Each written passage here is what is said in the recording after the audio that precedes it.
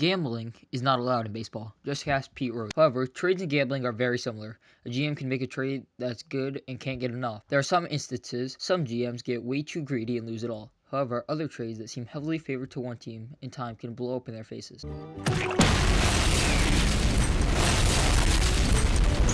You never really know what's going to happen, but these next 5 trades were failures waiting to happen and help teams be great. I'm the White Sox, and here are the top 5 trades that led to World Series wins. Number 5, Atlanta sends Doyle to Detroit for John Smoltz. Longevity is a major key in life. Would you want a brand new car that you know is going to break down in a year, or the hottest car that lasts almost 20 years? Tigers fans, too bad Detroit didn't think like that.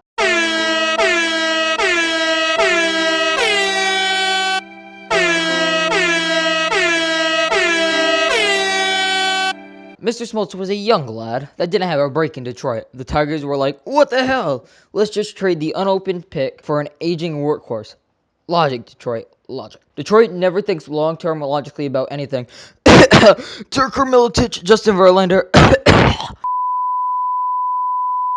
Doyle went 9-0 with a 1.53 ERA in Detroit. Too bad the next 2 years he lost 29 games and had a 4.38 ERA. Smoltz, on the other hand, with Tom Glavine and Greg Maddux, led the Braves to a 95 championship, multiple rings, all-star appearances, and the only pitcher in history with 200-plus wins and 150 saves.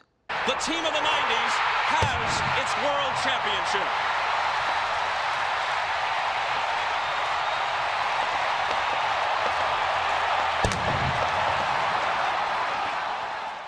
Number 4, St. Louis trades Ernie Brogolo for Lou Brock. Even in the 60s, people didn't understand this concept of trading fading stars for good young talent. The older generations always talk about millennials like me being stupid, but no offense, these are examples, Grandpa. Your generation wasn't too smooth either. Imagine Usain Bolt.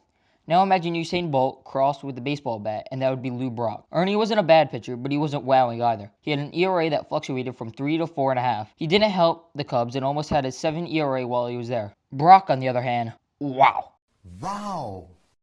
Brock led the Cardinals to the 64 and 67 World Series and had a .293 batting average lifetime along with 19-year MLB career. Oh yeah, and he led the NL in steals 8 times and is in the Hall of Fame. I hope the Cubs reverse the curse this year. Chris Bryant, I love you. But man, there are more instances of stupidity than my girl T Swizzle has breakup songs. But hey, go Cubs, go! Number 3, a two-parter. Pedro Martinez for Delano DeShields and Jason Varitek and Derek Lowe for Heathcliff Soclum. We moved from one curse to the other. The Sox also had a curse, we shall get to that later, and it lasted 86 years. You can imagine Red Sox fans were like a Rage Bell mixed with Donald Trump mixed with Gordon Ramsay. Now, Pedro was traded from the Dodgers to the Expos in 1994. DeShields wasn't awful, but just merely mediocre and was nothing special in his playing career. Pedro, on the other hand, was a Cy Young all-star pitcher. It was basically trading Clayton Kershaw for Ben Revere. On the other side, Mr. Heathcliff was described as a naughty boy in the clubhouse, which overshadowed his closing ability. The Mariners, who no one really paid attention to, were like, okay, we'll take him on, and traded a pitcher named Derek Lowe and Jason Varitek to the Sox. I don't know which stings Mariners fans more, that 116-win season or this trade that somehow thought it would work out. Varitek went on to be one of the best catchers of all time, the guy we still call Cap in New England, and oh yeah, my favorite Sox player of all time. Lowe just happened to be a pretty good rotation guy and had one of the best postseasons runs ever. So, how are these trades related? Confused little boy says.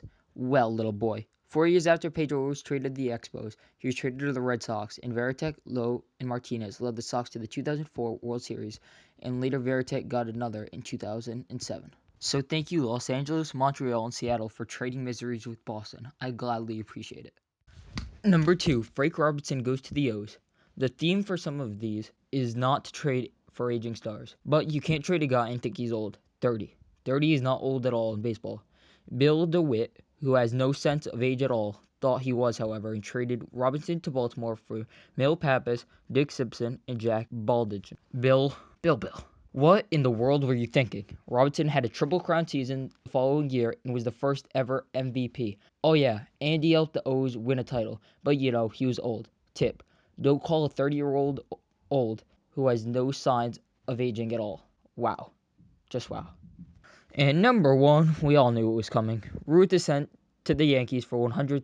Facepalm. This is up there with the Tyree Cash for me. This is like selling your house and learning there was a secret treasure in the basement. And now those people who bought the house are the richest people on earth. And they buy a yacht that runs over your boat. Babe was a 24-year-old who just came off a great slugging season. So why did we trade him for $100K? Long story short, Babe won a lot of rings and became the best player of all time.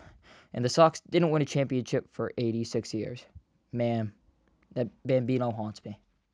That's all for today. Be sure to like and subscribe and follow us on Instagram at Sox_sports. I will catch you next time.